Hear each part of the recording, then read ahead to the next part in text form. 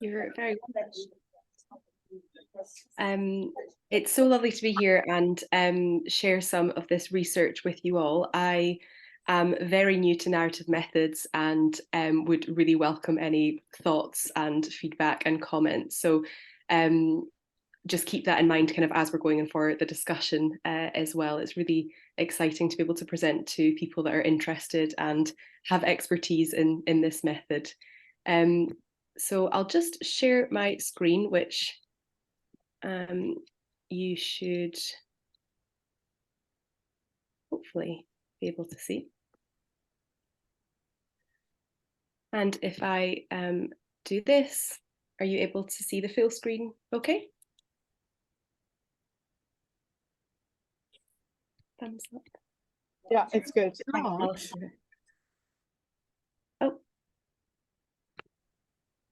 Okay, perfect. So my name is Claire and I'm a PhD student at UCL, as Corinne mentioned. I'm based in the Department of Epidemiology and Public Health, but my research and topic area spans across the TCRU and the Social Research Institute, as well as the Institute of Child Health. So I'm supervised across people across different methodological expertise and also kind of topic areas. And the broad title of my thesis is trying to understand the health needs and experiences of mothers who have their children enter care. So today I'll be focusing on exploring the narrative component of my research. But before we get into that, I want to give a little bit of a background as to the topic and kind of methods used in this area, speak a little bit about how I came to narrative approaches, and finally give my qualitative research findings. And then I'll allow some time for kind of reflections and questions and discussions after that. So, underpinned by the United Nations Convention on the Rights of the Child Agreement, governments across the world have a duty to protect children. So, child protective services or their equivalent systems have a statutory power to remove children from their birth parents. This is usually in instances of child abuse, child neglect, or where there are concerns around parenting capacity. So in England and in Wales, care proceedings that are kind of legal decisions made in family courts allow a mechanism to make decisions around where children live and who they live with in these circumstances. So this is usually initiated by a children's social worker. And it really is the option of last resort to place a child in out-of-home care. But despite this, there's been a real rise in the number of children placed in care. So in England at the moment, there's over 82,000 children in care. What we know is that these children are often coming from families with really complex social and healthcare needs. And whilst children's social care has a duty to protect children from experiencing harm, what does this mean for the birth parents and the parents that are often left behind by these child protection decisions? So thinking a little bit about parents who have their children enter care, they have often experienced significant adverse experiences in their own lives. So research reports that they have high rates of being in care themselves as children, being exposed to violence in their early years, having issues with mental health difficulties or substance misuse, and having other kind of chronic social and health. You also hear about. And I think the additional impact of this state intervention and potentially losing a child to the care system likely has a great impact on parents, acting as this potential gateway for further adversity and further distrust of services. And we can see that this is kind of causing a cycle. So research coming out of the University of Lancaster reported that 1 in 4 birth mothers return within 7 years of an initial set of care proceedings with a subsequent child. So not only are we seeing these issues kind of across generations, but within one woman's life, she might have multiple interactions with the family courts. And as spoken by Nicholas Critchon, who was a family judge involved with the setup of the Family Drug and Alcohol Court, a family justice system that removes the fourth, fifth, or sixth child from families without doing anything about the reasons for removal is a failing system. And that's really the basis of kind of where I'm approaching this research from. The idea that things have to change in the way that we're supporting the birth families and particularly the mothers of children who are entering care. And there are options for change, as illustrated in, for example, the Care Crisis Review that I've highlighted here, commissioned by the Family Rights Group, in ways we might be able to better support families, not just when they're involved in these proceedings, but over the course of their lives and the circumstances which lead to social care involvement. So my PhD broadly is looking to understand the life course health needs and experiences of mothers who have their children enter care. What do we know already about the health needs of this population? Well, I conducted a systematic scoping review last year to try and map what we know about the health needs of birth parents who have children enter care. I found that there was a high level of mental health need, with studies internationally reporting high rates of serious mental illnesses, including schizophrenia spectrum disorders, personality disorders, and that a history of hospitalisation was associated with an increased risk of this child removal. Compared to matched controls of women with similar mental health needs, women involved in care proceedings had higher rates of being hospitalised and also being sectioned under the Mental Health Act. There were also multiple reports of how child removal was associated with deteriorating mental health that included increased use of psychiatric medications, hospitalisation rates, and also suicide attempts and completions. I also found that physical health was very poor, and in its extremity, birth parents are dying earlier than their peers from preventable and amenable causes. So this is thinking about certain types of cancers, diabetes, heart diseases. There were also reports that child removal triggered deteriorating physical health, including increased risk of hospitalisation. Substance use in this population was common. Marijuana, alcohol, heroin, and other opioids were reported across various family court records. And a history or a current use of substances was associated with an increased risk of child removal. And the highest risk was for those mothers who used during pregnancy, who were polydrug users, or who cohabited with another drug user. Child removal was also associated with triggering this deteriorating health. So mothers were reported to uptake their use of drugs. And this was described in some of the qualitative findings as a form of self-medication for coping with the loss of their child. There was also an overrepresentation of parents with intellectual and developmental disabilities in care proceedings. This is thinking about learning disabilities, cognitive impairments, autism spectrum disorders, and attention deficit disorders. The most at risk were those with comorbid mental health need as well. So this is a real snapshot of just some of the needs that have been reported for this population. And as you can see, overall, regardless of locality, the measure of health, the study type, the health is poor, and these parents are generally experiencing many different health needs. But what's missing from a lot of these data? Well, each health need I was thinking of a little bit like a jigsaw piece. It's really important to understand, but it's difficult to interpret or know how to have a service response where we're not acknowledging it within the wider context of these women's lives.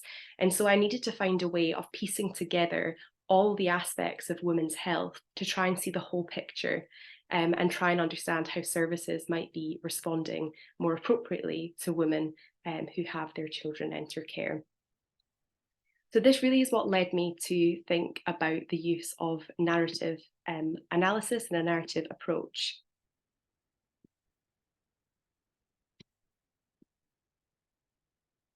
People learn to place events and experiences in their lives into a patterned story, making sense of what's happened and why through this process of kind of narrative reconstruction.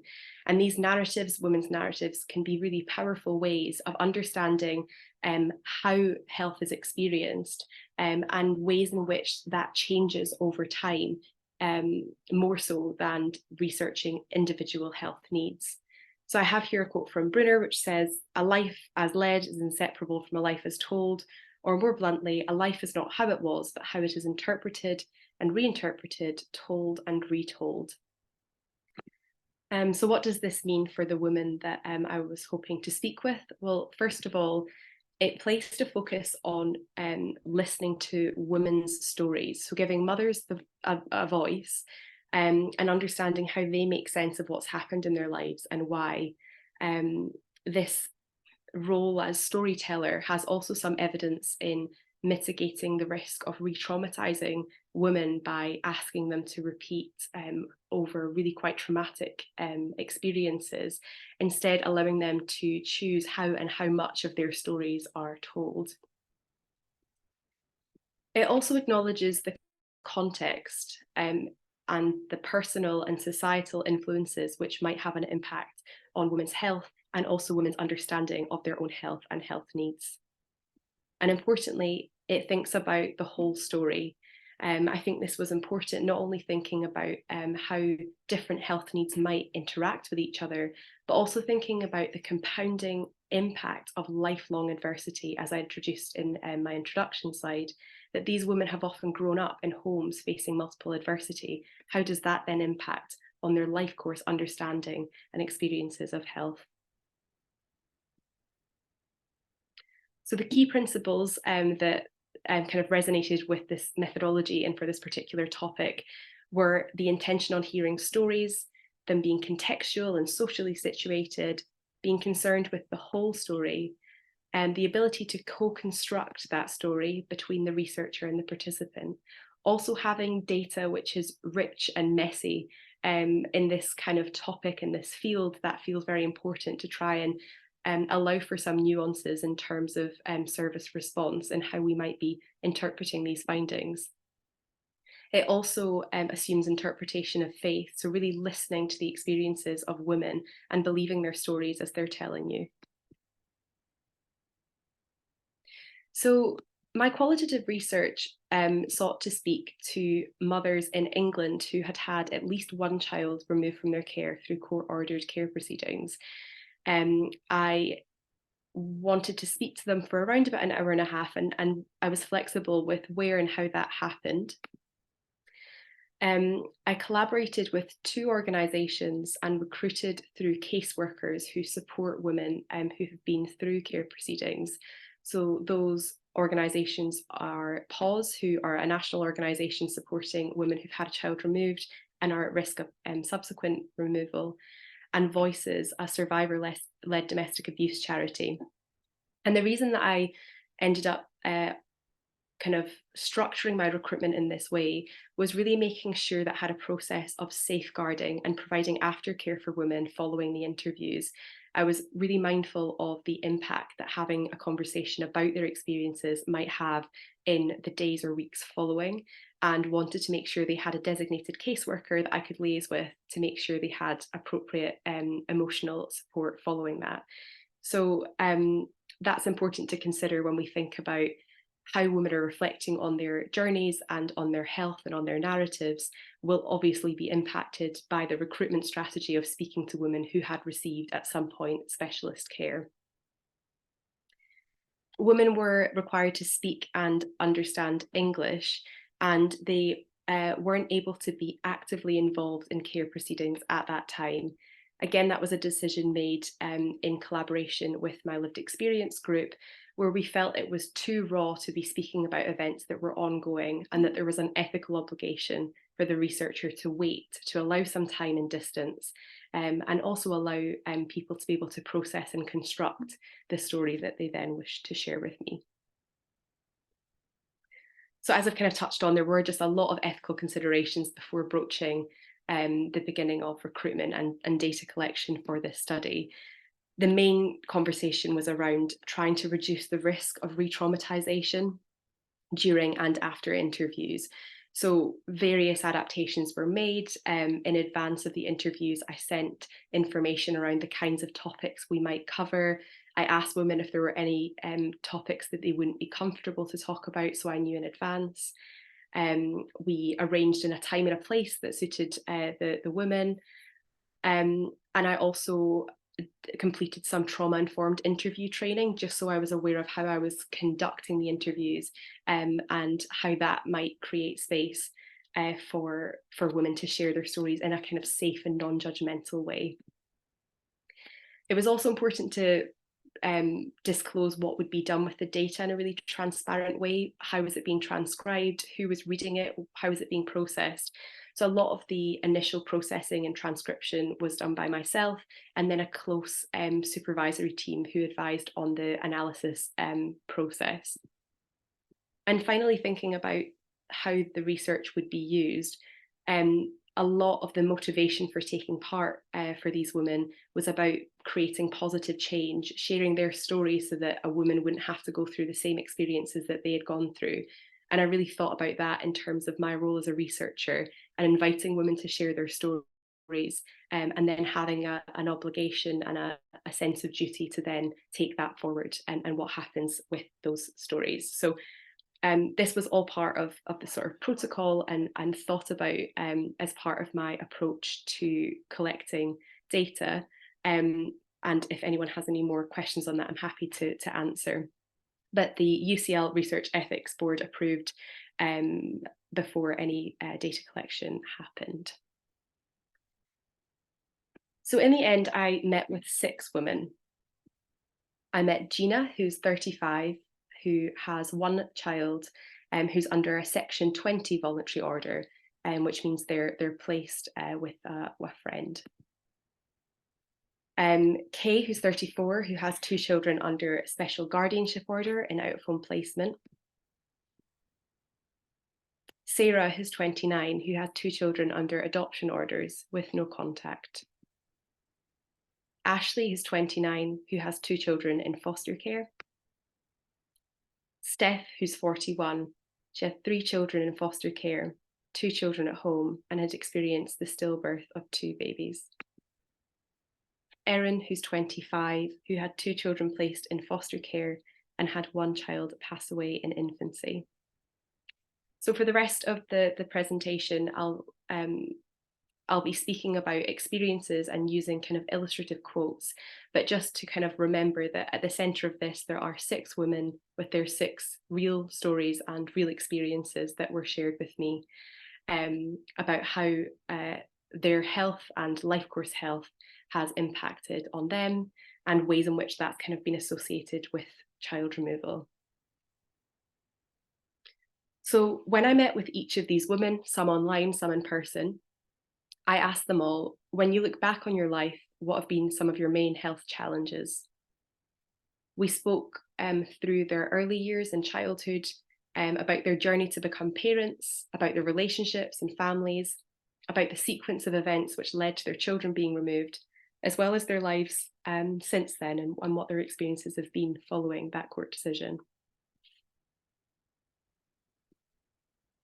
I recorded and transcribed each of the interviews, and then I used a combination of thematic and personal narrative analysis.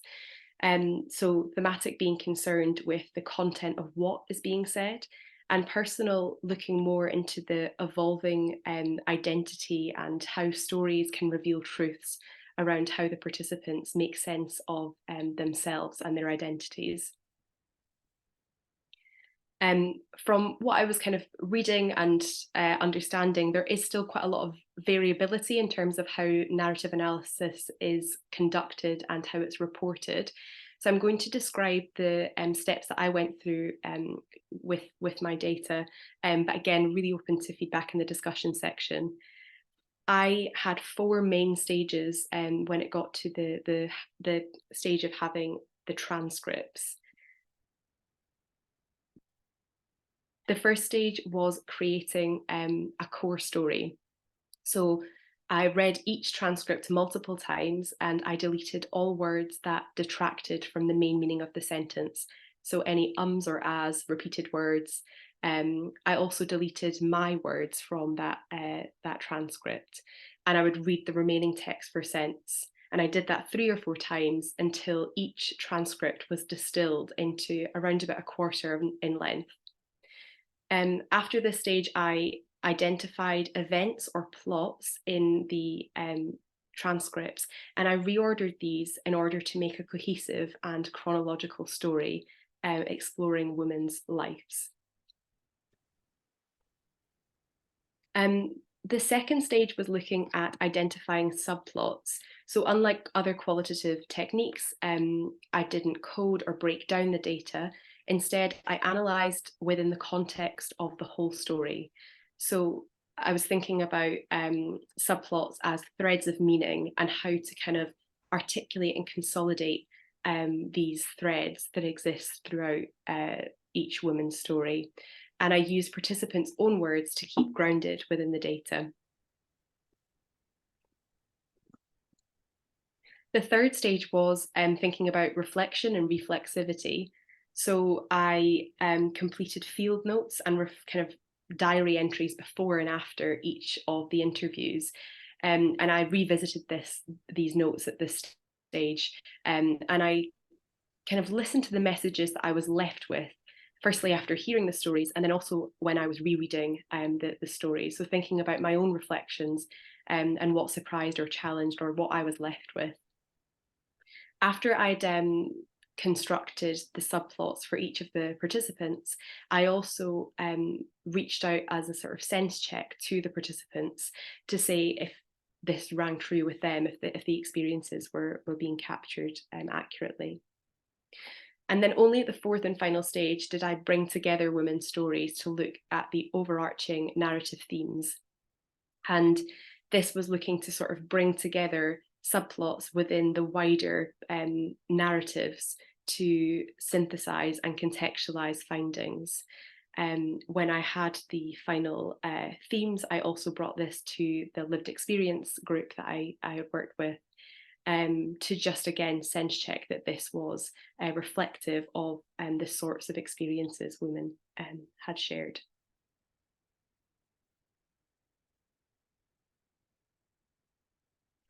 In the end, I reported 3 narrative themes. First, on paper, you're normal, which explores narratives of complex health needs. Secondly, in my family, everyone has issues, narratives of whole family need. And thirdly, I'm still mummy no matter where they are, narratives of maternal identity and health. So the first theme looks at the complexity of health need and illustrates ways in which these needs are left unseen or unmet by services.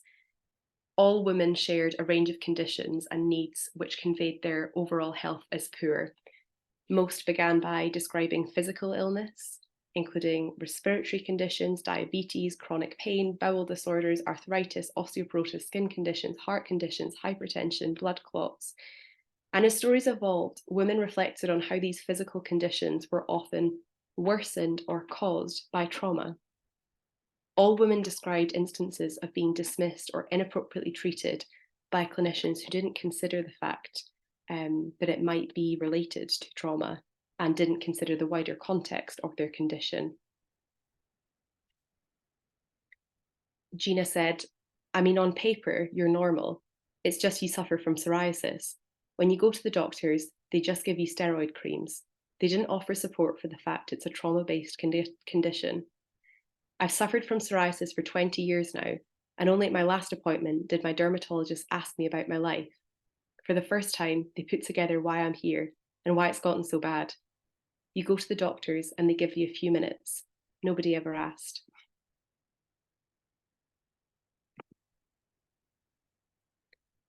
Gina, Erin, Sarah, and Kay all described ineffective treatment plans which focused on treating symptoms or offering pharmaceutical and self-help solutions. All women had described an unsuccessful referral to a specialist mental health team. So Gina and Kay were told that an addiction problem alone wasn't enough to see a psychologist. Erin described trying to lose weight to be eligible for her eating disorder service. Steph had heard nothing back from an initial assessment over 2 years ago, and Ashley's experience of hallucinating was dismissed. After the death of her son, Sarah was not offered counselling. She said the doctor said depression pills would help. They don't. The GP says they're going to do something, but they're just pill pushers. I don't like pills. They make me feel funny. They made me feel like I was drunk, so I came off them. I gave them up. I kept asking for a counsellor, but they just weren't doing it. They'd give me links to these self-help pages, but I didn't want that. They would give me leaflets too. A leaflet isn't going to help me. Talking to someone would. These complex health needs were endemic within families. Women described their needs as intrinsically linked to other family members. So Kay, Ashley, and Sarah all grew up with siblings who had additional needs and parents who had other conditions or mental illnesses. Women reflected on feeling inadequately supported in their early years, often feeling unwanted. Many of them spent time in foster care or with extended family for periods of time. And 3 of the 6 women had experienced a parent die young, and so had to grow up fast to care for other family members. Each life story recalled multiple points of contact with health, education, justice, and social care systems, but most described a culture of distrust and skepticism. Women described hiding their problems as a result of fear of repercussions or fear of judgment, especially from professionals. So Kay said, I had a lot of traumas growing up as a child. My dad was very violent and my brother had special needs. He's bipolar, adult schizophrenic now, and had ADHD. A lot of my parents' attention was for him, and I was just on the back burner. I was too scared to ask for help or too scared to be judged. The only time I went to get help was probably as my kids were removed, because there's always a stigma about it. I've been brought up to say what happens at home stays at home. You don't tell anybody about your problems. That was really instilled in me as a child, and even as an adult. We sort it out within ourselves. For some of the women, an abusive partner contributed towards their struggles. They felt that exposure to adversity in their early years had normalised violence in their adult relationships. Kay and Ashley reflected on how a partner's battle with addiction had led to destructive and unsafe relationships, which had enabled their own struggles. Steph said, when we first got together, he had depression, but it turned into a lot more. He would have very, very dark mood swings. I think he's been diagnosed with borderline personality disorder and schizoaffective disorder. He was hard work and he was abusive. Then my son was born about 4 weeks early. He obviously needed some special care and stuff. It was a really difficult time.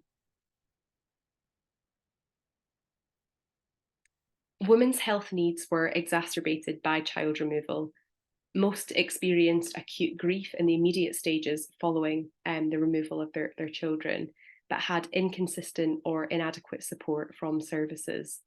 So for Kay, Erin, Ashley, Gina, and Steph, being a mother was a fundamental part of their identity and something which persisted long beyond the decisions in court.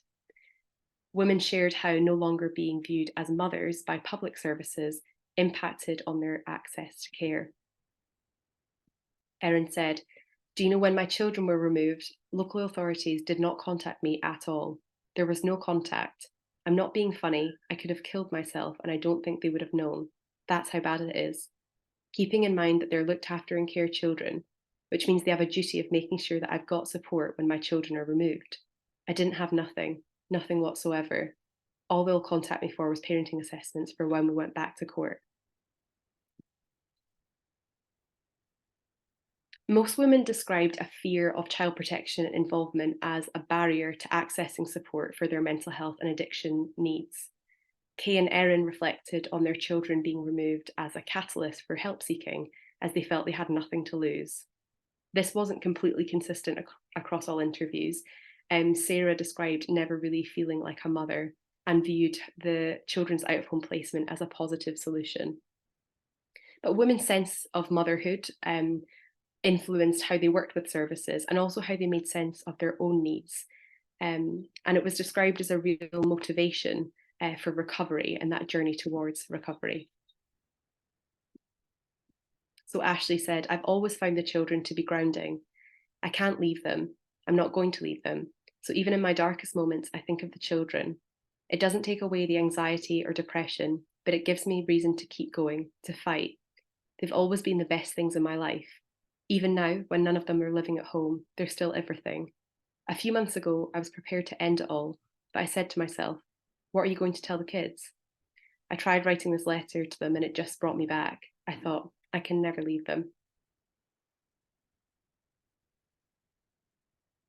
So hopefully that's illustrated some of the way in which women's health needs are often unrecognised or unseen for the complexity in services. The narratives also reveal truths around the experiences of siloed healthcare, with women experiencing multiple disadvantages falling between the gaps in the system. So, for example, the finding that all women that were interviewed were deemed ineligible for mental health support, despite most women facing severe mental health challenges. And in part, these narratives explore a culture of fear, where women are apprehensive of judgment or repercussions from services and are conditioned to hide problems as a result. So I think that some of the quotes shared here really illustrate why relationship-based and holistic support for women is needed. And although there are many opportunities for intervention before child protection involvement, there's clear justification for accelerated support following child removal. So I've been thinking a little bit about presenting this work, and I was, I guess, reflecting on where this sits within wider kind of social and cultural narratives. So this is really just my ponderings from this week, which I'm happy to explore more with you all in the discussion. But the results really made me think about ideas of motherhood and as a society or as a culture, who we view as being good enough parents, and how women's stories reflected wider social expectations of what motherhood looks like.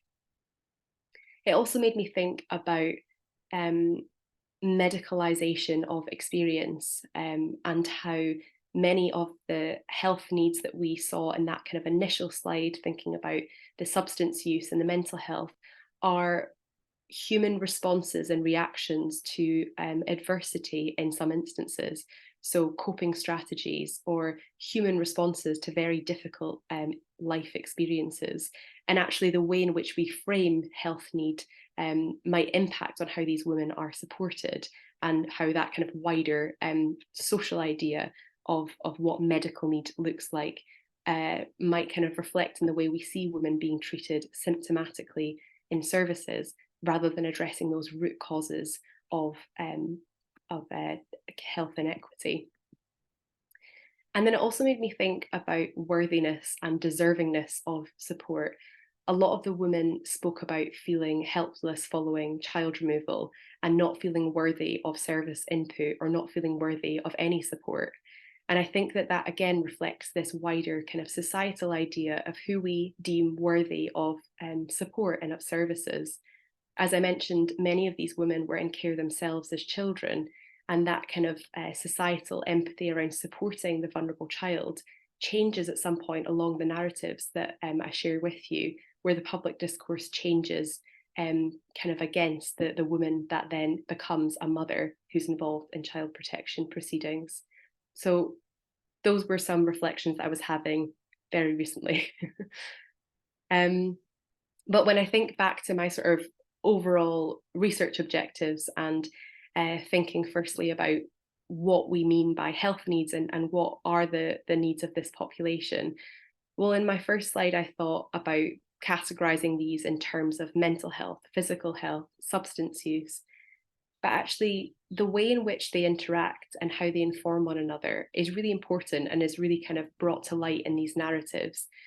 I think more about actually the function and how we might conceptualize the type of need these mothers are facing. For example, the lifelong disadvantages that some mothers might face parenting with a mental illness or having an intellectual disability, or perhaps more episodic needs where people might experience acute ill health and have periods of hospitalization, and those that are really linked with environmental triggers or social determinants, like living in poverty or experiencing abuse. Thinking about how services might respond to these different categories is very different to thinking about how we might symptomatically treat some of the health needs we see in services. So if anyone has any thoughts on kind of public health frameworks or thinking about this in the wider landscape of health research, then please do let me know your thoughts. I think that the findings also illustrate that a lot of women aren't in specialist care, and that, as I've said, this really results in people being symptomatically treating rather than support addressing root causes. And I think in that we need to understand that regular health services, GP services, primary care will be supporting parents who have had involvement in care proceedings. And so how do we support practitioners and professionals to see these families in regular services? Well, I think first of all, there's an important need to identify which parents have been involved in child protection proceedings. So as parents have said themselves, even following child removal, they still view themselves as parents and still hold the maternal identity as a core part of who they are. Well, how do services renegotiate that when children are no longer in their care, women are not deemed eligible for certain, for example, perinatal support? So I think that the principles which might underpin care for this population are really thinking about being compassionate, the importance of having trusted relationships that are built between people that are trying to support and the people being supported, and a focus on strengths. I think that particularly in the conversations around child protection involvement, there's a real power imbalance in feeling that women are being judged and highly scrutinized for how they're parenting and ways in which they're failing to do so adequately, where a lot of families have been through a lot of adversity and in some ways are doing really well. So that kind of strengths-based approach and capability-based approaches might be really important. It's also thinking about supporting in the longer term, thinking about sustained ways of making sure that whole families are being supported. So not just mothers, but the partners, the parents of the parents, the children, and also the potential future children that that family might have. The idea that we can go through care proceedings and then finish support for birth mothers isn't realistic when we think about this idea that the challenges are recurrent and lifelong. And finally, it's thinking about the role of trauma.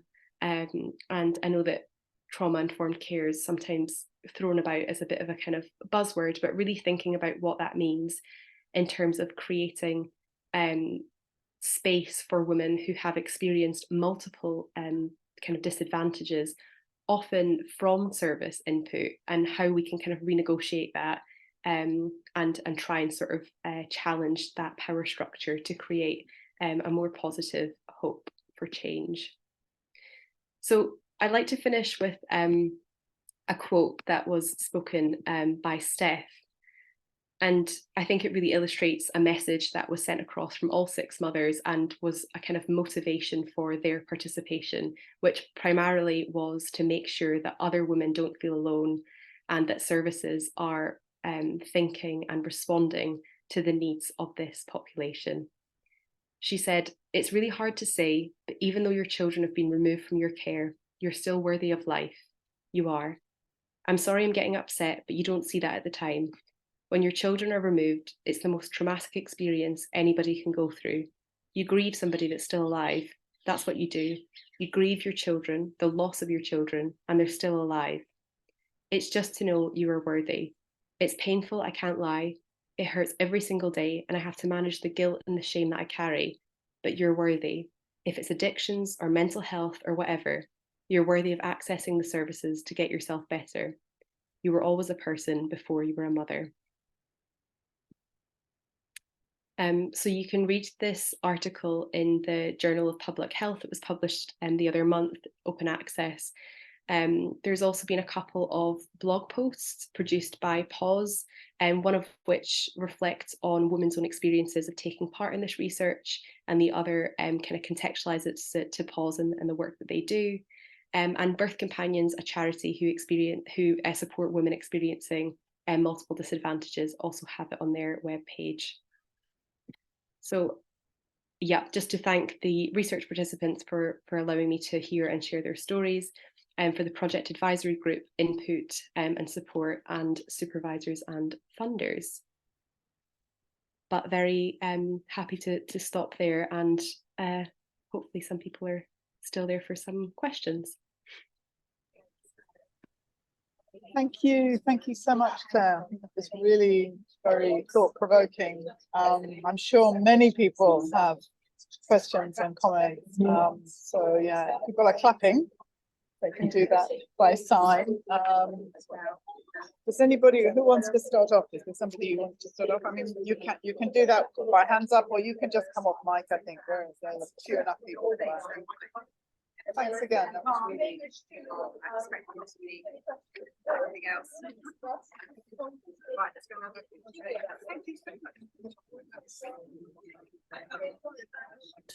Well, I'm happy to start. Somebody has a microphone on or something in the background, because I keep getting some sort of back noises, which are a bit infuriating. Hello, I'm a consultant psychologist and systemic psychotherapist, and I work in the court system as well as therapeutically with families. And I think this has been an issue I have been grappling with for something like 20 or 30 years, trying to connect CAM services with adult mental health services, with adult mental health services and professionals within them not even knowing whether somebody is a parent, let alone not being able to get in. If you are, they're in and they don't even think about the impact on children sometimes, or very frequently. And I think that one of the things that you didn't highlight was these mothers' own attachment histories and how poor they often are, either with abrupt ends or insecure attachments, which mean it's so much more difficult for them to provide that for their own children. And I think that what's really needed is an interdisciplinary and coordinated treatment plan. I feel like I've said this 1,000 times in hundreds of court reports, and only wish that people would pull it in at the public law outline stage of proceedings. Services that have done it and have done it well are places like the Marlborough Family Service, which no longer exists but is partly now under the Anna Freud Centre, where adult psychologists, adult psychiatrists, adult psychotherapists work alongside people working with children and can offer the parenting. You can't expect any parent, advantaged, even the most advantaged, to manage some of these crazy timetables of working with different professionals on different things with nobody coordinating. And relationship issues are absolutely key. There's a very interesting paper you might like to look at, which is called Relationship to Help. And one of the things I wondered was about the difference between the narrative you heard and how that would be seen, mirrored, shown to be similar or different in medical records. Because I know of many people who say, I've never been offered any help, they told me to go away, and actually they've never actually turned up. And I think there is, when one works with narratives and one is working, whether it's therapeutically or in a research context, you're working with what people, the sense people have made and their views about things, which may actually not be quite the truth of what actually happens. So, you know, I often have to put those two things together. And I think that it's really important. I mean, I'm absolutely sure that many services need to find ways of different ways of reaching parents who are hard to reach or who struggle to engage. But I do also wonder whether it's very difficult for people to say, well, I was offered something, but I just didn't get there. I never got there. And that happens. And there are many reasons for that. And I'm not saying that out of judgment or as a pejorative comment, but I think there are multiple perspectives which need to be held somehow. I think Pause is doing some really wonderful work, because I've gone round this sometimes generationally. I've dealt with young mums who I dealt with their parents when they came into care proceedings, which is awful.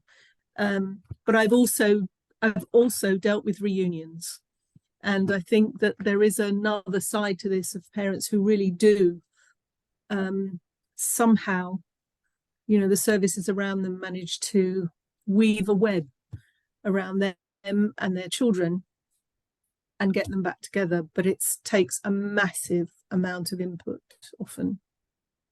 Sorry, I've said a lot. No, it's so useful and so relevant. It's wonderful to meet you, and I have so many questions for you. But you raise really important points. First of all, about the kind of impact of attachment styles and how early relationships can feed into how these women are able to, and the capacity in which they have to parent. And I think really this kind of idea of an advocacy-based model, as you said, navigating services is one of the most challenging things, even for the most able and the most kind of likely to self-advocate. But for people experiencing disadvantages or adversities in whatever way that means, showing up for a mental health appointment, as you say, there are so many barriers into getting that person into a room. And the way in which it's structured, unfortunately, does mean that not showing to a mental health appointment might likely lead to services not delivering or implementing support for that person. And so I guess it's just thinking, as you say, about that interdisciplinary perspective, and actually, why are people not showing up in services, and that being a symptom itself of need in a way. And the relationships being so crucial, this sort of distrust of service input came up time and time again. And it became, in a couple of stories, as though professionals and services were kind of merging together. Whether it was healthcare or social care, there was a sense that there was an us and a them, and actually who to trust and who not to trust. And it's really difficult when there's a very real fear that your mental health records or histories might be used against you, or feel like they're being used against you in court. So I think the idea of the multiple truths came up a lot in my engagement work, because there was a lot of frustration around women feeling like their stories were being told by the medical professionals who kind of provide the diagnosis, or who write the medical notes, or the records that are used in sort of health research, and actually hearing the realities of the women and how it's experienced. As you say, the understanding of multiple truths is crucial to really getting a bigger picture. But I think this work was focusing specifically on the perspectives of the mothers. But that did come up in other projects of mine. I'm using health records and also discussing kind of with the lived experience group their feelings around using the health records in this kind of way. And it's complicated. There are multiple versions of truths. There's times when, as you say, parents feel they've not been offered support, but actually you can see in records that they may have been. I think there's also a difference in what we see is available support, and then actually what service is being experienced, or what is actually being received by that person. So, a check-in phone call might have happened, but actually how was that support received by that family or that service? And I guess in a kind of more zoomed out policy way, we can see the same with services. We say, well, we have this available and that pause is available, but actually which women are receiving that service input and which aren't. I worked with a woman who was in a borough where the Family Drug and Alcohol Court was operating, and she was put through care proceedings and had her children removed due to her substance use, and hadn't ever heard of FDAC. And so the idea that we can think of what's available or what's being implemented and how it's being borne out on the ground I think these narratives are really helpful at kind of unpicking that mess a little bit, or seeing the nuances in terms of what that looks like for the people that are or their lived realities.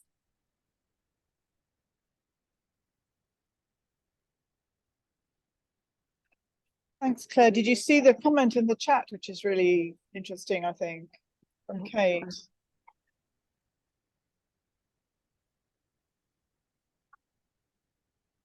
Yep, I'm more than happy to share slides, and we'll definitely read up on the work with parents with learning disabilities too. It's yeah, a whole kind of area in itself of the overrepresentation of parents with intellectual and developmental disabilities in proceedings. And 3 of the 6 women that I spoke with had a developmental or learning disability. And in terms of the framing again of that kind of health support, and zooming out of those cultural narratives in terms of, you know, what long-term adaptations to service provision is needed to enable people to become parents, and it feels as though, you know, everybody has the right to become a parent, but there's an overrepresentation of people with serious mental illnesses or with intellectual and developmental disabilities. What does that mean in terms of a health equity lens? Are we doing all we can to be able to support people who might parent differently?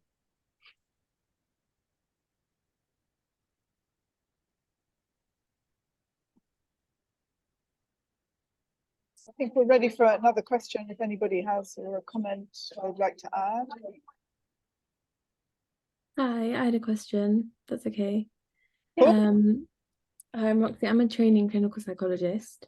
So I was really interested in your, I was really interested in all of your research. It was really beautiful to hear, so thank you.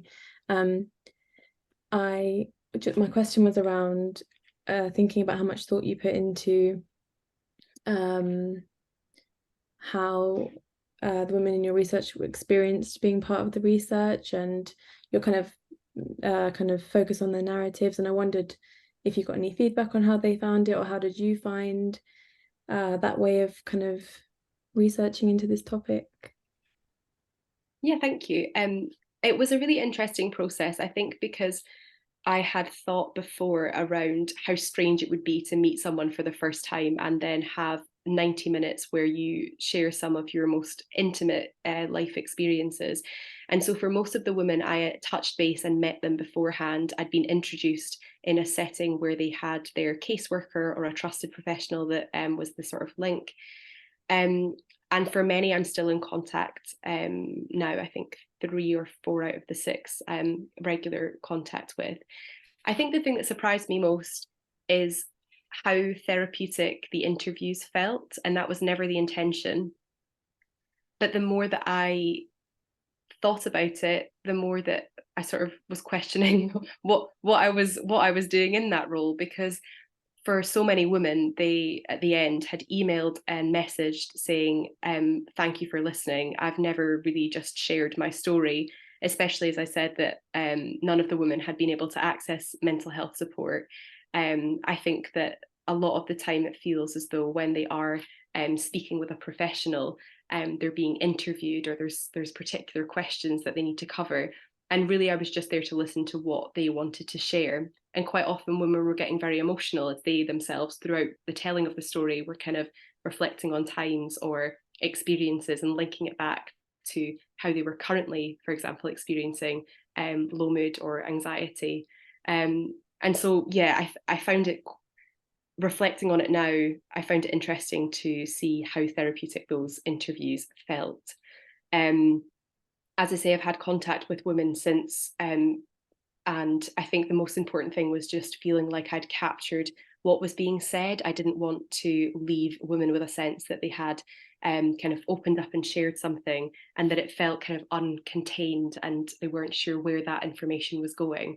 So a key part of following up has been sharing each part of the process before I submitted for the publication, any sort of blog posts that are coming out, updating women, and each time there's a kind of excitement around the fact that their voices are being shared and that there's another thing that this work is going towards. And as I said, a lot of the motivation for taking part felt like a kind of a duty to share their story, to sort of illustrate or highlight a need.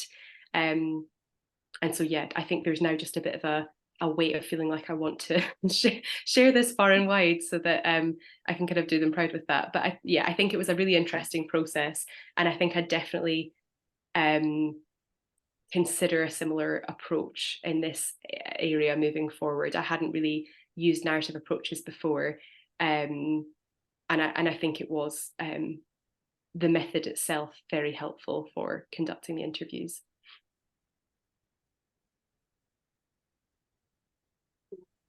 I'm just going to ask a couple of things, if you don't mind. I'm sure there'll be other people, but it was just really interesting to me to hear about this, having worked quite a lot with women with HIV who became mothers and who were told they shouldn't be mothers and that they mustn't be mothers, and were often terrified that they'd be classed as bad mothers and lose their children and so on.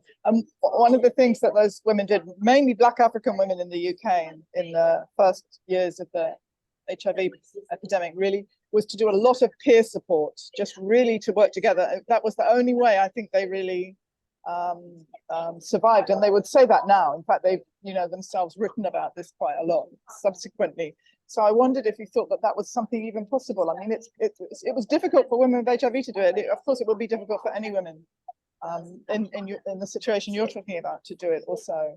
And then the other side of this was that it just seems so amazing that there is statutory requirements for care of care experienced young people, extensive statutory requirements for what should happen with those people when they leave care, and up to 25 or whatever.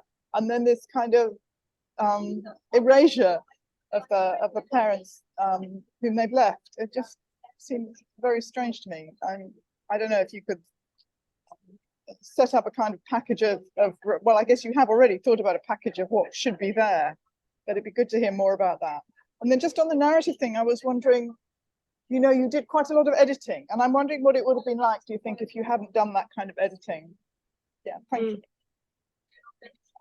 Yeah, definitely. So I think the peer support point is really, really important. And as I said in the kind of method section, I recruited through organisations who are supporting women in quite an intensive way. And so the type of support these women received won't reflect what support other women in England will receive. But many had been to peer support groups as part of, for example, the PAUSE programme. And a massive part of that was not feeling alone and being able to share their experiences without the weight of the shame. I think even in terms of accessing services and speaking to a mental health professional, the guilt that lies with women after they've had their child removed from their care creates this really, significant barrier. There was examples of women, not wanting to speak to their neighbours because they would ask them where their child was. And I think you don't really think about the kind of the social impact that has by cutting someone off, not only of their identity as a parent and what that means day to day and how that changes, but actually how the world sees that person and how they exist within the same structures that they were before the care proceedings. So I think peer support is a really important part. And in the scoping review that I conducted last year, I also looked for sort of types of support or health interventions that are currently being implemented, which might nod to your second question a bit more, as kind of what might be done. And as I say, this is, it feels like this is one point of access of a lot of different health and social care issues, and many of which might be addressed years before children's social care is ever involved with a family. But I think at the moment, there's just a clear justification for accelerated support following child removal for all birth parents that are involved in care proceedings, particularly if they have had needs identified in court as to why they aren't able to parent adequately, that should be matched with service input to be able to support that need. So in the scoping review, I looked internationally at what sorts of interventions are currently being implemented and have been evaluated, looking at supporting the health needs of parents involved in care proceedings. And generally, there were three types that I kind of conceptualized. first of all was specialist court programmes. So thinking, as the clear example, the Family Drug and Alcohol Court, which is an alternative way of conducting proceedings that account for the health needs of parents and work far more therapeutically towards recovery and kind of reunion than a traditional court proceeding. The other is looking for peer support and advocacy kind of models. So that, as you explained, sort of the importance of having someone that's been through or is experiencing a similar thing to what you have. And that was mainly implemented for parents who'd experienced serious mental illness or those with intellectual and developmental disabilities throughout the court proceedings. So making sure that parents were aware of their rights, that they felt they were able to be supported throughout the meetings. And then the third was this, wider holistic wraparound service that you might see in PAUSE programme, for example, which is an advocacy-based kind of relationship-focused support that really acts as a gateway to get parents into other services, so to access mental health support, to be able to see an addictions counsellor, to re-register with a GP, to go to the dentist. That is so important to be able to kind of provide that pathway for women. So those three categories really are just examples of what already has been implemented and shown to work to improve the health needs of this population. I forget your third point, to do with the life course idea of that kind of deservingness of support, and as you say, the sense that we have a focus on, supporting young people and care experienced people, and then where does that change, and where does the support go for those people that then become parents in the service. And I'm not really sure of the answer to that. It's quite a challenge, and as you kind of illustrated, Sharon, it's so generational that the same professional is frequently seeing, the child of someone that they supported going through proceedings themselves. So I think working in these services, it's probably, as you said, so frustrating that there hasn't been kind of system level changes to be able to support these families in a more meaningful way. But it just does seem clear that some form of kind of multi-agency, real wraparound and trauma-informed care is what's needed to just break this cycle of social care involvement, which is very unsustainable as well. There's an increased rates of children entering care, and it's not as though these children are being placed in this kind of utopian ideal. The outcomes of children in care are also a lot more difficult than their peers often. So, we have unstable foster placements, we have people being placed in different cities across England, and siblings being separated.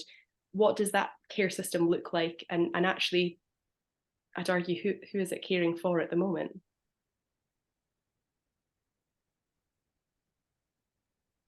Thank you. Yeah.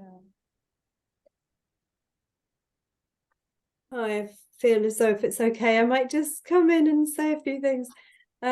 Just really enjoyed your presentation, Claire. Sorry, I should have had the camera on. It's the end of the day though, so You're forgiven. Yeah, I'm a social work academic, and I'm one of these slightly shameful professionals who, going back quite a way in my career, certainly have been involved in care proceedings and going through these sort of traumatic experiences with families and being the one giving evidence in court and all of that stuff. And I work very much with students now to try and get them to do relationship-based practice and to think systemically, to try and sort of look at the whole system. I suppose, I mean, there's so much to sort of pick up on the things you've been talking about. I suppose I kind of wanted to put the political dimensions in there as one thing, that local authorities having experienced massive cuts, and so kind of areas of good social work casework that might have been possible, obviously they're now, it feels more as though children's social care is a bit like an A&E service. It sort of gets in too late, trying to solve problems way after the Children Act was set up, was devised for us to do good preventive child in need work. So that's certainly my background in practice, working with disabled children and their families. We used to try very hard to do good kind of long-term child in need work to prevent getting to that point of, you know, getting into care proceedings, and maybe living, you know, working with families where things weren't perfect, but you could sort of try and help use services to support families to, you know, to be able to sort of to be, you know, to be good enough for those children. But the other bit I just wanted to say is also the children. And you know, the public law outline, as we know, was devised to try and, if you like, kind of rescue children very early on to prevent that kind of idea of you know, if you don't get them out of that situation the first 18 months, it's very much harder through the rest of life to kind of overcome some of the difficulties children face. So this, I don't know, I haven't really got a question, but it's just this sort of comment on splitting parents from their children, that this idea of, you know, in the policy mind of policymakers, there are sort of good families and bad families, and somehow, you know, families are supposed to sort of do everything really without the support that, you know, we know families need to, everybody needs support to cope. And I agree with children coming up, care experience, young people, that there's more and more emphasis on extending that support into adulthood. There's a kind of sticking plaster rather than actually dealing with a more fundamental issue, that the services aren't there in a more general way. So I just think your work's really good to highlight the parents and to think about the experience of those mothers. And I just, it's kind of sharing that the sadness that in a way, you know, we can't have something more holistic, and people able to understand that children live, you know, we live in communities, we live with families, and to have a less sort of individualizing concept of how you work with people. So yeah. No, thank you for sharing. It's so important, and I've not really nodded to at all, but the context, as you say, the kind of political and economic setting that we're having these discussions in, and just the real kind of impact of cutting not just local authority budgets, but sort of early prevention into family centres. You know, if you look at the loss over the past 10 years, it's catastrophic, and you can see the expenditure in that reactive placing children out of home care is you know, increasing to no end. So not only is that an impact on the sort of wider local authority spending, but actually in the families that you're seeing, poverty is the undercurrent to all of this. And I think that Paul Bywaters, who researches at Huddersfield and does work into poverty and child abuse and neglect, talks about poverty being like wallpaper in social work. It's too big to tackle, but it's too familiar to notice. It's always there. And I think actually, as you say, having you know, an awareness of what should be done, and then not having the ability to change services and to provide that care for family. Because the reality is, and I've spoken to some social workers, but mainly the focus of this research has been in health. So I've spoken with, for example, perinatal healthcare professionals who might be seeing parents as they go through perinatal healthcare services. So midwives, health visitors, perinatal psychologists, psychiatrists, and thinking about, you know, what can they do in their role to be able to support parents at risk of child protection involvement. And there's the sort of what we wish we could do, and then the reality of, you know, the service constraints, the wait lists, the kind of really high thresholds for specialist services, containing people that should be with special services but are kind of not getting the specialist care that they need. It just feels, I mean, complementary in the sense that from the birth mothers I've spoken to and the professionals, I think both are aware that there needs to be a system change and both want to support that system change. But I think a lot of the sort of structural and economic setting in which this all exists paints quite a sad picture for how that's possible, and places a lot of responsibility on individual change. So individual practitioners to go above and beyond to encourage that kind of relationship-based, fostering really trusted relationships when they themselves are likely traumatized by seeing the amount of people going through this system, and just the kind of general level of burnout in healthcare staff more broadly. I think it's really tricky. I hope, again, in my thesis, to zoom far more out into sort of thinking about that wider policy look, because it's really important, and not to think too individualistic on the families, but as you say, also in the practitioners that are supporting them. Thanks.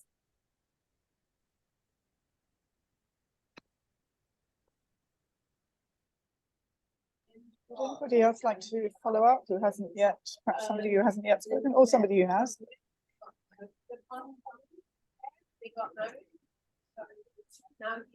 Sorry. Hi there. Is that Claudia? No, I should have raised my hand. So Beth Okay, can no worries. So proceed. Claudia and then Beth as well afterwards, I think. Okay. Thanks. Yeah, Claudia, hi. Okay, I just wanted to say a couple of things. Hi, Claire. Thanks for sharing this with us today. I just wonder more about demographics. I don't know how much you touch about that, because you mentioned multiple types of trauma, and if we touch like people from different ethnic backgrounds and cultures and experience of immigration, culture shock, language barriers, the level of traumas just increase. So I have been reading more about complex PTSD, and I wonder if that gained more visibility, if that would help more people as well, because at the end of the day, like, I think there is a huge problem with invisible disabilities. And I don't know, and the other thing that I wanted to touch is like people mention a lot in intersectionality, but side by side sorry, the word is failing. Intersectionality is the matrix of domination, like the multiple levels of disadvantages, like going back to Black feminists and Patricia Hill Collins, I guess. So yeah, I wonder your views on that as well. Thanks. Yeah, definitely. I mean, I think it's really important to consider intersectionality in all aspects of, you know, health and social care research. And I think as part of this, yeah, I'm aware. So I interviewed one Black mother, and her experiences of immigrating when she was younger did kind of come out in the narratives, alongside that kind of feeling of unwantedness, really fed out more broadly into feeling unwanted in the situation that she was in her new environment, having moved to the UK. And so again, kind of looking more in depth at how each of these women's narratives relates to and reflects the themes that I've discussed, I definitely do tap more into how that is experienced by a Black mother compared to a white British mother, for example. I think thinking about ethnicity is also important when we're talking about intersectionalities with mental health. So in my other project, I'm using mental health data from the South London and Maudsley Mental Health Trust, which is a really diverse population in South London and one of the biggest mental health trusts in the UK. And ethnicity is firstly quite poorly recorded. It's actually difficult to grasp, much like the parental status that we seem to not record very well. Ethnicity is also not captured brilliantly, which makes it quite difficult to kind of draw conclusions and look at sort of prevalence and things. But as part of that project, we brought together family court data captured in CAFCAS and mental health records that were captured at the South London and Maudsley Mental Health Trust. And you do see an increase in minoritized ethnic groups experiencing mental distress and illness. So you're absolutely right. The stress and trauma of immigrating, experiencing very real and also systemic racism, which can often kind of be borne out in policies such as healthcare. So I mean, the very fact that the kind of child protection approach is rooted in a very Western ideal of what we consider to be good enough parenting kind of invites in this particular scrutiny of groups that might consider or reflect on parenting practices in different cultural lenses. And I don't think that's really spoken about a lot either. So really good point, and not sort of brought out enough in that presentation for sure. So I'll reflect on that. Thank you. Thank you, Claudia. Beth, do you want to comment? Yeah. Well, thank you, Claire, for your really interesting talk, really well put together. It really resonates with the research that I've carried out with parents whose children are adopted.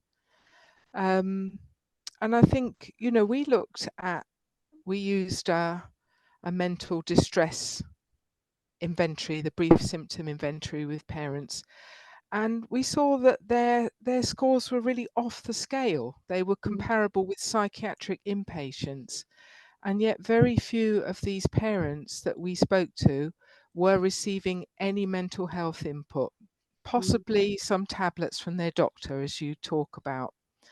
And I don't know why, you know, these extreme levels of distress are not really being recognized, but the problems that parents described didn't seem to fit neat diagnostic categories. I don't know if that was one reason, or, you know, they're presenting as angry, they're presenting as upset, they're kind of, you know, they're presenting as, I don't know. What was really interesting was how high their scores were on paranoid ideation. Women saying, you know, we feel everybody's watching us, we feel everything we do is used against us. And I don't even know if that is paranoia in the classic kind of mental health way, or if it's just a reflection of being in the child protection system. But there was just this real mismatch between the high levels of distress women had and the services they were getting, which really, you know, I think is what the women you talked to were saying as well. And in terms of early intervention, I wonder if there's opportunities, because so many of these women have been in the care system themselves, whether there's opportunities for working with people in adolescence before they become parents. We know that a lot of people have children a bit younger if they've been in care. And mental health, again, seemed to be a key thing. We've recently just finished a study of adopted adults who've had their own children, and a lot of people were having their children in the context of everything going wrong for them in adolescence. And again, I think if we can put more services in for child and adolescent mental health, we may prevent more, you know, break more of these cycles. I don't know, but just really, really interesting, lovely research. And that's it really. It's not really a question, just a comment. No, it's so fascinating, and thank you. Yeah, thank you for also sharing your work as well. I'll be sure to look it up. I think you're right. The paranoia that you speak about, and the idea that families are kind of being watched, as you say, you know, this might likely be born out of the very idea that often these families are under heightened scrutiny compared to other families. And as I mentioned before, for example, accessing mental health support, there's a real fear, and I've also spoken to the lived experience group in the domestic abuse charity about this, that disclosing their need is offering up content for the court, that actually if they are accessing mental health support, they're worried that whatever they say in that session might be shared with the court, that there's somehow is a connection there, and there's a kind of a real justification for feeling that way. I think a part of this research has made me reflect on actually, you know, are the people that have the power to remove your children the people that can ever really support you? Because can you hold the carrot and the stick? It's complicated for parents to be able to view public service input in that way. And so I think that actually, as you say, that kind of idea of not accessing appropriate support might be kind of stemming from that.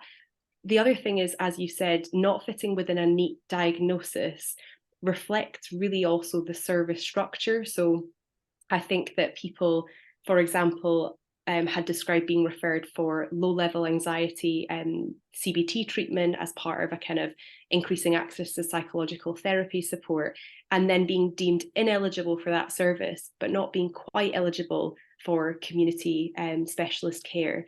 And so, it feels like people do have to maybe fit a certain criteria in order to get through the doors. And a part of that also then feeds into the idea of advocacy and the fact that we're expecting parents to make sense of their needs, to present to services, and to justify why they deserve a space in that service. And when we're talking about the population that we're talking about, that's really difficult for multiple reasons. So I think that, really kind of reframing how we are implementing or thinking about how we're supporting the emotional needs of families. Because even if it's not a mental health disorder, there is no way that having your child removed from your care does not have a mental impact on you in the immediate and years following that decision. It seems maddening to me that all women aren't offered support in that stage following child removal for processing not only the needs that led to court involvement, but the additional impact and trauma that the court proceedings and the legal decisions might have. And I think as well, it's not just about offering the services, but having a real outreach type approach. Because, we looked at services offered to women under the Adoption and Children Act, so they have an entitlement to support, and take up of those services was quite low. And I mean, we experienced it as researchers that to get people to take part in interviews, you have to be extremely persistent. You have to go to where they are, you have to meet them on their terms, you have to try again and again and again. But when we actually spoke to people, they were like, nobody's ever, as you were saying, it feels therapeutic. So it's not that people don't want the service, but there's a barrier on both sides. Parents think the professionals are hard to reach, and professionals think the parents are hard to reach. But if you can get them together, people really value those services. Completely. I think it's really often spoken about hard to reach populations. And I think as soon as you speak to anyone and they speak about the hard to access services, you can see the disconnect, there. How hard it is to get hold of your social worker. Yeah, or completely. Get a doctor's appointment. Absolutely. And everyone experiences that. It's really hard to navigate the health and social care system at the best of times. And I think saying that the support is there, and particularly think about that, there's a legal obligation or there's a policy that says that there's this support in place, doesn't reflect whether that support is received or implemented or changes that person's life. So you're right, it's definitely thinking more about outreach and thinking a bit more creatively actually about how we are supporting these families, and in what services are these families showing up, and how might we kind of have a more therapeutic or psychological framework to be able to support the trauma that they likely come with as well.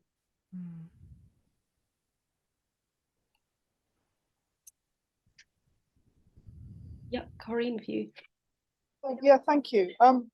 Just on that hard to reach point, just referring again to people with HIV, because I think they've had a lot of material effects on health systems through their activism and advocacy. They repeatedly say that this kind of hard to reach is a kind of useful mythology for not reaching in the right way. You're just not doing the right thing. It's not that people are hard to reach. In fact, most people want to engage. You're just doing the wrong thing. And then on the reverse of this, I've seen quite a lot of accounts. Maybe this wasn't true with the group that you were working with, of what women have to do right in family court. The language that they have to produce, the emotions that they have to express, you know, the ideas around childhood that they have to endorse, you know, which are not the ones that they necessarily live with or any of their families live with. And they have to learn this kind of reflective mode of self-criticism and you know, engagement with children's rights and children's emotions and the Children Act and all this stuff, you know, and I mean, is that really the only correct way to parent? You know, and some women do it, and then some women, for instance, may not do it, and then also they may, for instance, have, you know, extraordinarily pressing economic needs that stop them doing what family court demands they do. You know, so they really can't win in these situations. I don't know if you feel that that's true. I mean, we've talked more about the kind of social care aspect, but I don't know what you think about the legal. Yeah, I mean, I think that, it does feel as though, I mean, I think that there was a recent report looking at fathers' experiences of recurrent care proceedings, and the title was Up Against It. And I think that really kind of illustrates the feeling that these families feel as though they're being set up to fail a lot of the time. You know, what is the right thing to say? By the time you're in that court proceeding, even just the very idea of being in court, the power imbalances, it's, you know, it's impossible to almost imagine and unpick what that looks like for families that have been often underserved by public intervention and are now under extreme scrutiny with very real implications, but, you know, shouldn't be too emotional, but not, you know, but you need to be kind of emotional, or how do you exist in that space? I was involved in a systematic review this year looking at experiences of mental health support for parents who had children's social care involvement, called At the Edge of Care. And the lead of that co-produced a piece of artwork, which I can share around afterwards, which illustrated a day in the family court. And it really sort of demonstrates or shows just exactly that feeling of walking into the family court and actually what that is like as someone who has been through the sorts of lives that we've been describing.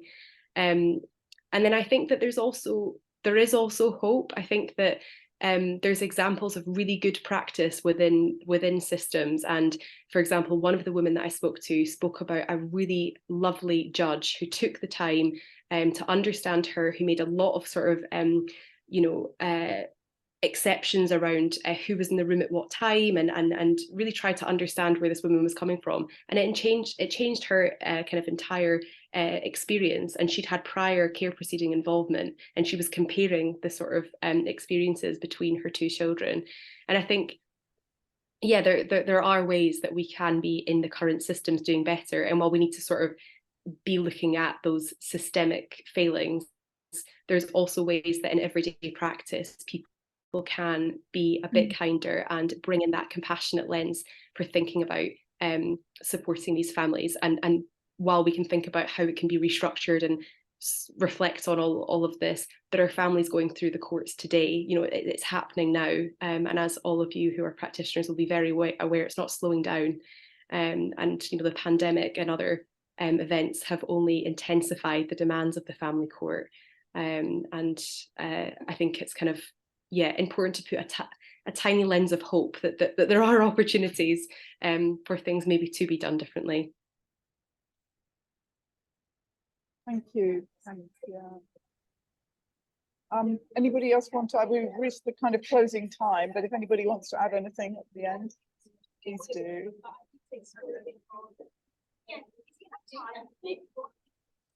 Maybe we have reached a natural end, and thank you so much to everybody, and especially to Claire. It's been really engaging and absorbing discussion and presentation, so thanks so much for Claire for doing this. No, it's been a real pleasure, and I will follow up with some emails with you as well, because it's been lovely to discuss and hear different perspectives as well, so very, very useful. But thank you for listening. Thanks everybody, lovely to see you all. Thank you. Bye. Bye.